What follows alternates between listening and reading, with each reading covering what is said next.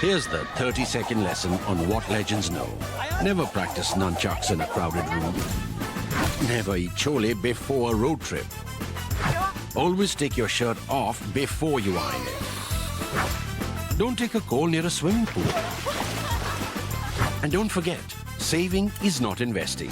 Legends don't just save, they invest in mutual funds. Mutual fund investments are subject to market risks. Read all scheme-related documents carefully. If you followed my work for some time, you will know my fondness for military history and military and defense issues. Fondness, not quite nerdy, so I won't say that I'm somebody who's doing primary research, but I'm reading up a lot. Now, given that today being 16th of December, which is the anniversary of the completion or the victory in the 1971 war, the Bangladesh war, was a good occasion to talk about one aspect of that war or that history. However, we've talked about this many times in the past. I will share a couple of links with you with the description of when we've talked about some aspects of that war, as we have done with 1965, with 1962, with China, Kargil, etc., etc., etc. This particular episode has actually been triggered by three things. The first spark came from somebody I met coincidentally, or I was privileged to meet coincidentally. This was at a sizable event at Balaji University in Pune, also in partnership with Corporate Citizen magazine run by my former colleague from Indian Express, Vinita Deshmukh. I was delivering a keynote there. At that event, they were also honoring some of the heroes of the 1971 war who live in Pune. Now, one of those veterans of the 1971 war being honored at that event turned out to be Group Captain Hemant Sharad Kumar Sardesai. Now, Group Captain Hemant Sharad Kumar Sardesai, Veer Chakra body. Important thing is, what did he win his Veer Chakra for? He got that Veer Chakra as a flight lieutenant for being part of a 6 MiG formation that carried out a daytime rocket attack followed by 2 hunters finding their front cannon on the governor's house in Dhaka. That is 14th of December 1971. That is when a kind of cabinet meeting was taking place to decide on a future course of action. And the fact that the meeting was taking place, that leaked to Indian intelligence because they were able to intercept a cable that was sent out from Dhaka to West Pakistan to the headquarters. So they knew this important meeting was taking place, and it might make a big impact if an air raid was taken out, because that will break the leader's morale. Because it was in the interest of India that Pakistanis should agree to surrender instead of risking urban warfare in a heavily defended city like Dhaka, which had 4-layer defense set up by Lieutenant General A.K. Niazi. And those can be, besides the fact that those can cost a lot of lives, they can also cost civilian lives, but that would have also delayed the end of the war, because the USS Enterprise, US 7th Fleet Task Force was getting closer. They were there menacingly as a kind of coercive diplomacy.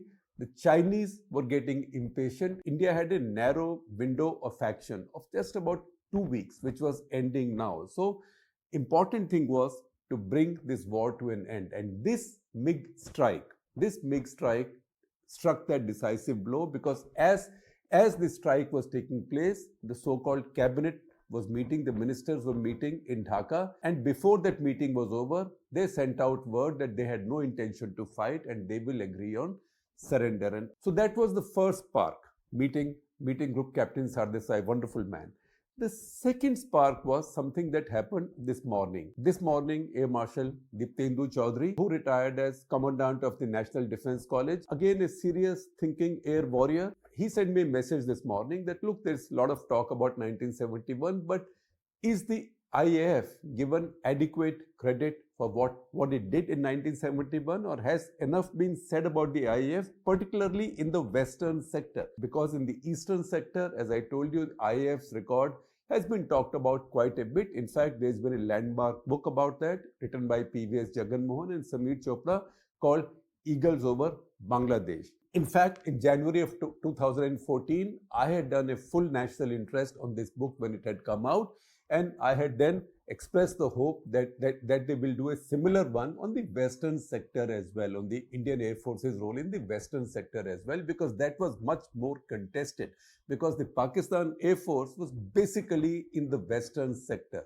In the Eastern sector, they had just left one squadron of Sabres there, which Indian Air Force was able to deal with very quickly. So in the Western sector, by day 3 of the war, India had total air superiority because all they had against them was one squadron, 16 Sabres, and the Indian forces lined up there were about 161 aircraft. So it was 10:1. You might say 10:1 is too much, but the idea was that this was to give support to the army units also and to navy units operating there, so they could move as fast as possible, because everybody knew that you could not have carried on that war forever because there was so much international pressure.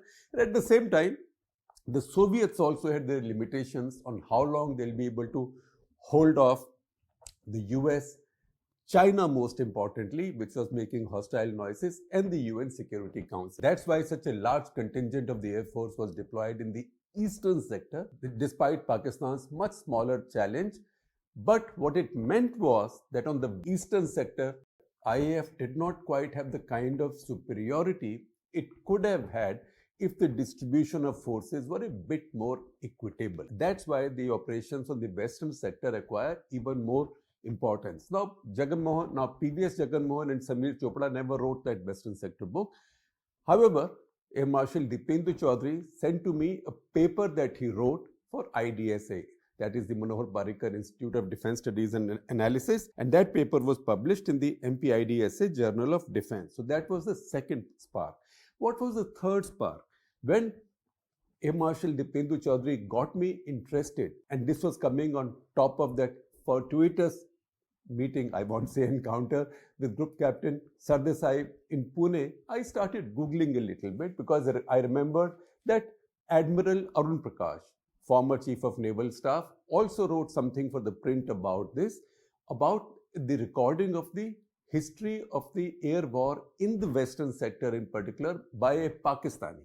And that Pakistani Air Force veteran is Air Commodore Kaisar Tufail. Kaisar Tufail wrote a book from which Admiral Arun Prakash drew a couple of references in an article he wrote. And the article he wrote for ThePrint was very mature and very fair, like most of the stuff he would write and say. He's most unlike your prime time generals and admirals and air marshals who can destroy the enemy in about 3 sound bites every evening. Admiral Arun Prakash is not one of those.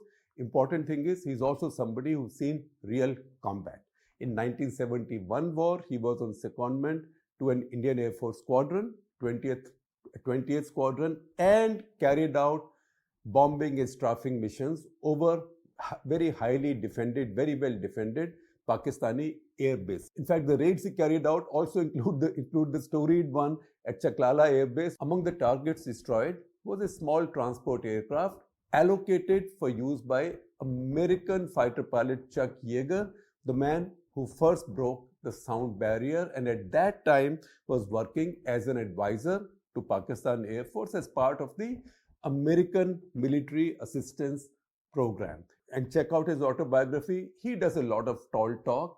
And in his autobiography, and he said that during the 1971 war, particularly because he thought he was training the Pakistan Air Force, they quote unquote achieved a 3:1 kill ratio against Indian Air Force, destroying 102 Indian aircraft as compared to 34 of their own. So that's exactly 3 times. He calculated it right. So what did Arun Prakash say? In that article, he said that, look, we Indians don't read military history. And that's the reason someone like Chuck Yeager can get away with this kind of nonsense, because the expression he used in his autobiography was that in the air, the Pakistanis, and I quote from the autobiography, whipped the Indians' asses, achieving a kill rate of 3:1. That's from the autobiography, and that is what Admiral Arun Prakash quoted.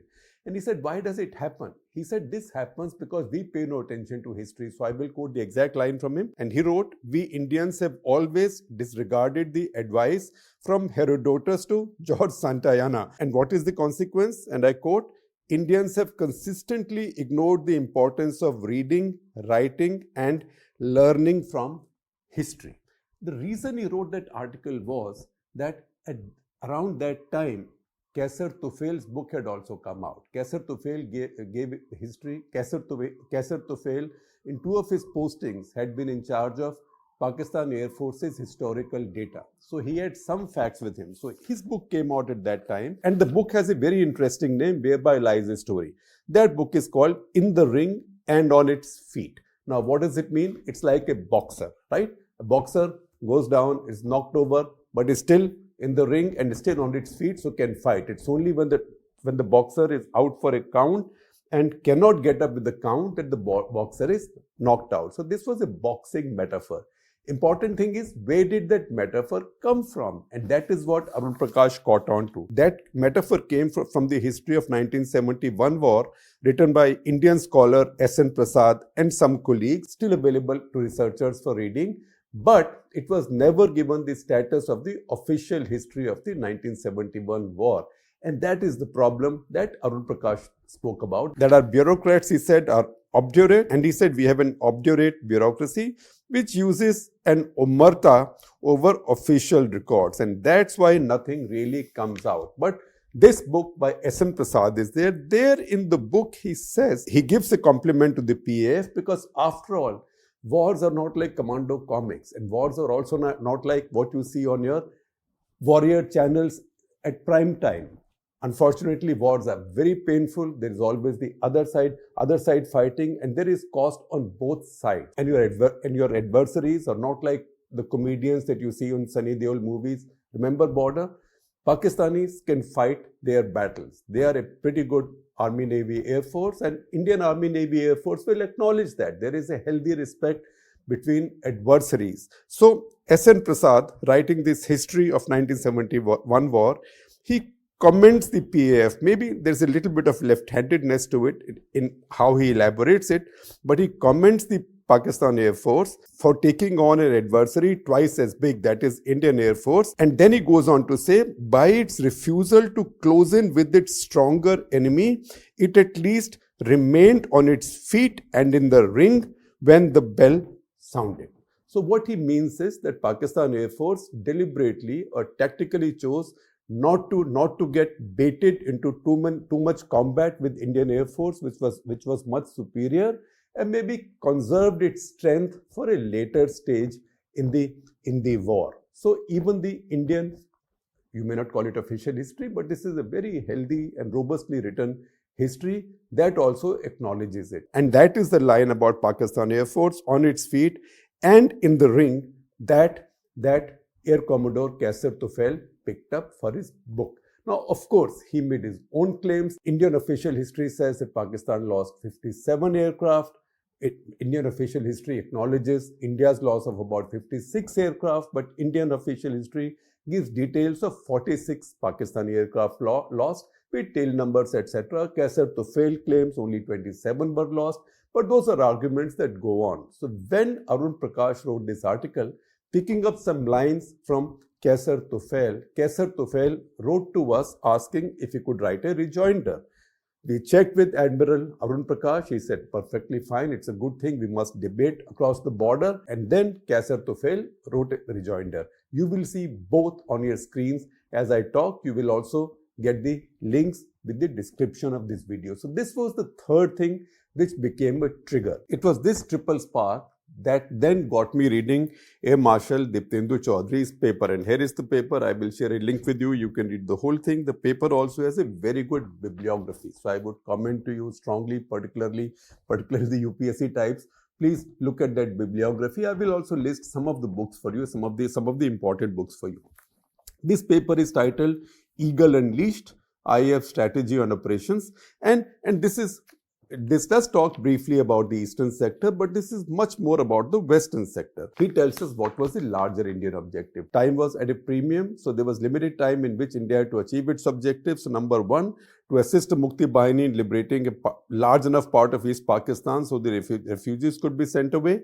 Second, prevent Pakistan from capturing any Indian territory of consequence in Jammu and Kashmir, Punjab, Rajasthan or Gujarat. This was to be achieved by offensive defense and not merely by passive line holding. And third, to defend the integrity of India in case of a Chinese attack in the north. Now, I've not really got a conclusive answer from anybody yet, but sometimes I wonder if this is why that code name was chosen for the 1971 war, the Indian planning for 1971 war, Cactus Lily. So be prickly and tough in one area and to be more sorted and not gentle, but more calm and defensive in the other. So attacking in the east, defending in the western sector. And then he says, based on this, how did the IAF determine its own air strategy? So there were 5 elements. Number 1, defense of the home bases, because he said IAF remembered the experience of 1965 war when it lost a lot of aircraft on the ground. So defense of home bases was very important. Second, assist in the army in the field, and to do so, gain and maintain, and this is an interesting expression, FAS or favorable air situation. That's different from air superiority when your adversary is not present at all in the air. That's what India achieved in the eastern sector. He says, given the balance of power in the western sector, to achieve total air superiority wasn't possible. So in all tactical battle areas in particular or important zones, it was necessary and it was realistic to establish favorable air situation, and that was part of the IAF strategy. Third, conduct counter-air operations, that is CAO, to reduce the effectiveness of Pakistan Air Force by destroying its aircraft and bases. Fourth, provide air transport support to own surface forces, particularly the army. And fifth, provide maritime support to the Indian Navy. He also makes a good reading of the Pakistani strategy in that war. He said Pakistani strategy to defend East Pakistan, because they knew that's what India wanted to liberate. Their strategy was based on the belief that defense of East Pakistan lay in West Pakistan. What that meant was that it's not going to be possible to fight in East Pakistan very effectively except delaying India. But if we can carry out offensive operations in the western sector and take enough territory from India or force India to shift its forces from east to the west, our purpose will be achieved, because one, we'll have territory to trade later, particularly if we capture territory in Jammu and Kashmir. Second, by delaying this, we'll be able to get international intervention and thereby stop India short of achieving its objectives in the eastern sector. So once again, the principle the Pakistanis followed was that defense of East Pakistan lay in West Pakistan. It was assessing all this that Air Marshal Chaudhary says that CONOPS or concept of operations was drawn by the IAF, and there a lot of detail is available in the fine memo written by then Air Chief Marshal P.C. Lal. Air Chief Marshal P.C. Lal was the Vice Chief during the 1965 war, and he had seen that very closely, and he had also made a very close, realistic and honest study of some adverse outcomes in the 1965 war, and he had tried to plug all those gaps before 1971, and that's why the outcome was different. Operations in the East we know a lot more about. In fact, if I find it tomorrow, I will do a video version of what I had written based on that book on the 1971 air war in the eastern sector, Eagles over Bangladesh. However, the western sector was much more contested. In the west, Air Marshal Chaudhary says Indian Air Force, IAF, had 24 fighter or fighter bomber squadrons and 4 bomber squadrons. Those would be Canberras. These included 2 squadrons of legacy Mysteers as well as Vampires, totaling 419 aircraft, while PAF had 13 fighter bomber squadrons totaling 288 aircraft. These figures are established on both sides of the Pakistani accounts as well. This translated into a force ratio of 1.45 is to 1, 1.45 to India, which is just about 1.5 times more than Pakistan Air Force in the beginning of the war on 3rd December. This, he said, increased to 1.6 in India's favor, 1.6 is to 1 after 8th and 9th December, when 1 squadron each of Hunters and MiG-21s was redeployed to the west, because by this time the war in the east was coming to an end. There was total air superiority. Pakistani Air Force had ceased to exist there. So these 2 squadrons, 1 each of one each of MiG-21 and Hunter was shifted to the western sector. However, including the F-86 Sabres, F-104 fighters and MiG-19 aircraft from Jordan, Iran, China and Saudi Arabia, this was a different world where Jordan, Iran, Saudi Arabia were even willing to transfer their own aircraft immediately to Pakistan, and China of course transferred some. These supplemented the PF inventory by 2 additional squadrons worth of fighters, and that again reduced the IAF's ratio to 1.45:1. So it's not as if PAF was fighting a force 3 times its size. Now, Air Marshal Chaudhary actually has very precise figures in his paper.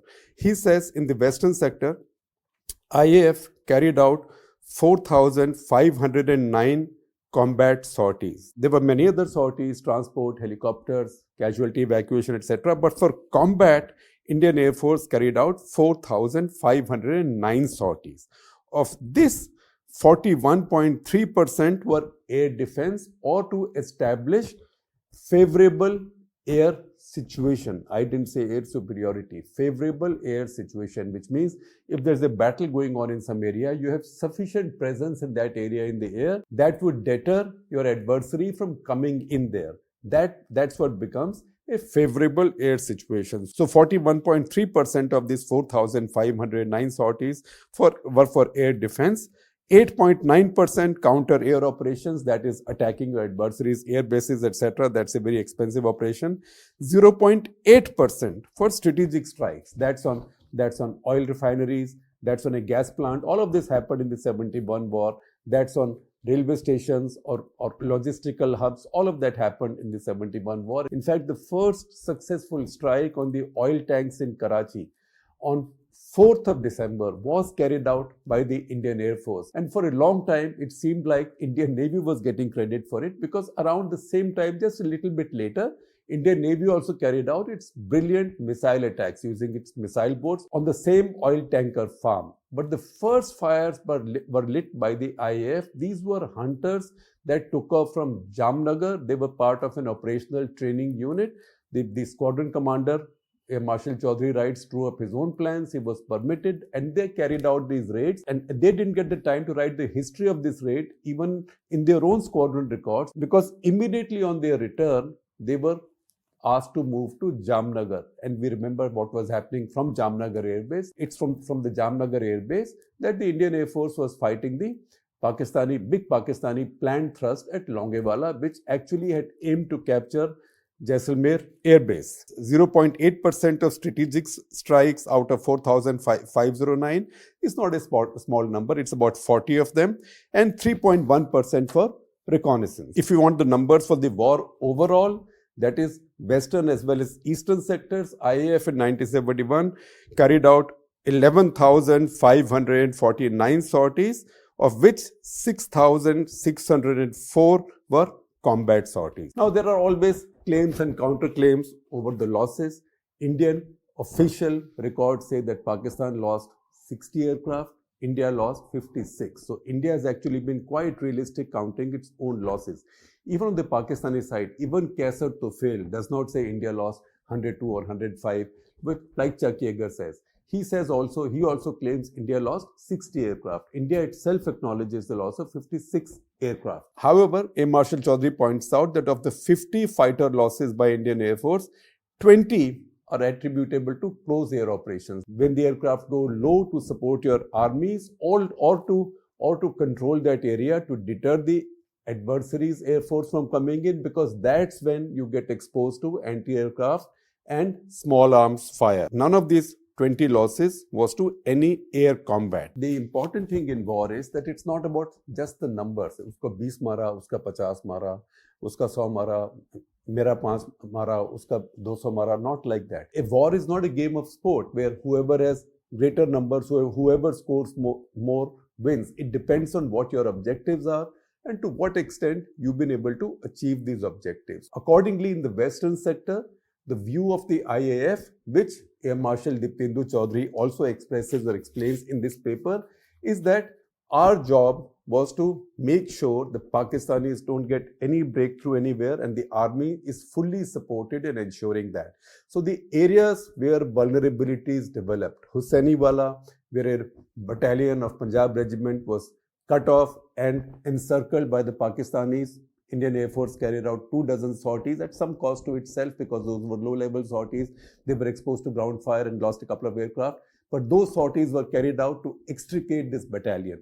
Fazilka, Suleiman Ke Hai, those are areas where it looked like Pakistanis were on the verge of achieving some sort of a breakthrough because they were quite desperate. They were flinging in a lot of forces. Also, they were waiting. They had kept a large reserve in Bahawalpur to carry out a big thrust through the desert if the war went on. So Indian Air Force also had to carry out a lot of preemptive action, particularly using bombers at night and also AN-12 transport aircraft loaded with bombs to attack those areas to prevent Pakistani troop and armor concentrations. The net effect of all of this is that Pakistan was dissuaded, discouraged, essentially deterred from trying out something truly adventurous in the Western sector. And that bought India enough time to close the issue in this Eastern sector. And that gave India enough time to close the issue in the Eastern sector. Now, before I let you go, I will tell you two things. One, I told you that I'll give you a list of readings. So first of all, of course, P.V.S. Jagan Mohan and Samir Chopra, Eagles over Bangladesh. Then S.N. Prasad and others, Mystery of the 1971 India-Pakistan War. Then Air Chief Marshal P.C. Lal, My Years with the IAF. Then Air Marshal A.K. Tiwari, IAF in War. Then former Army Chief and Kashmir Governor, General K.V. Krishna Rao, Prepare or Perish. Fazal Mukim Khan, very important book, you will find it on internet. Fazal Mukim Khan, Pakistan's Crisis in Leadership. Then a paper by Pushpinder Singh, India's best-known air war historian. Pushpinder Singh, Ravi Rikhe and Peter Steinman. The book is Fizaiya, Psyche of the Pakistan Air Force, Psyche of the PAF. Then A.K. Niazi, the Pakistani general who surrendered. A.K. Niazi, Betrayal of East Pakistan. Major General D.K. Palit, The Lightning Campaign. And then, of course, In the Ring and On Its Feet by Kaisar Tufail. And Death Wasn't Painful by D.S. Jaffer. D.S. Jaffer, by the way, was a Sukhoi pilot, a Sukhoi squadron commander. He was staff officer to the Air Chief Marshal P.C. Lal, when war was about to begin. So he went to him and said, look, war's about to begin. I can't be doing a staff job. I'm going back to my squadron. His squadron was among those who carried out these really risky, low-level ground operations in support of the Indian Army, particularly beleaguered units. And he was among those shot down, was taken prisoner of war, was injured. It was under his watch that IAF prisoners of war carried out a very audacious escape attempt. 3 pilots escaped, only to be caught on the Pakistan-Afghanistan border. And since I'm a storyteller, let me tell you a story about D.S. Jaffa. In 1985 or thereabouts, when nobody quite knew that there was a Babri Masjid, Ram Janmabhoomi kind of problem, it was very dormant. I happened to go to Faizabad, Ayodhya, in the course of usual political travels in Uttar Pradesh, and somebody advised me to go and meet a veteran Air Force officer who was running a gas agency, an LPG agency. So I went to that gas agency and met the Air Force officer.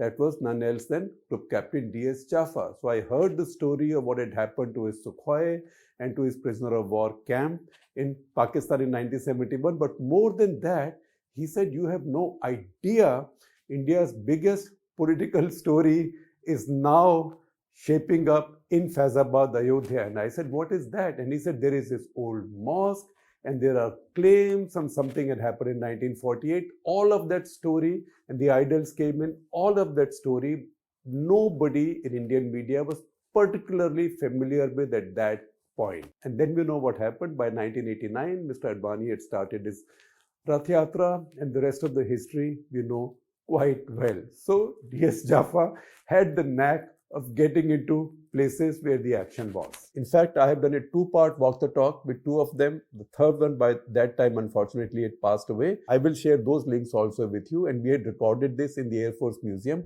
in Delhi.